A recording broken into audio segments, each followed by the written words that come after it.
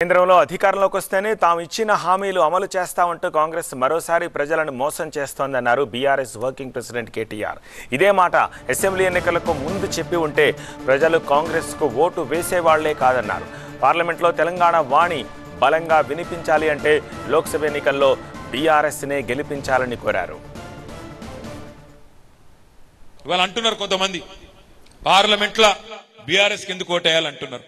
ఎందుకు వేయాలి BRS coat పార్లమెంట్లో అంటే రేపు అక్కడ తెలంగాణ అన్న మాట వినబడాలంటే, తెలంగాణ హక్కుల కోసం ఢిల్లీతో కొట్లాడాలంటే ఢిల్లీలో మళ్ళొక గొర్రెలాగా పోయి ఉండకుండా అక్కడ ఉండి గట్టిగా మాట్లాడేటోడు కావాలంటే ఈ గులాబీ జెండా కప్పుకున్నోడైతేనైతే తప్ప వేరే వాళ్ళ వల్ల కాదు.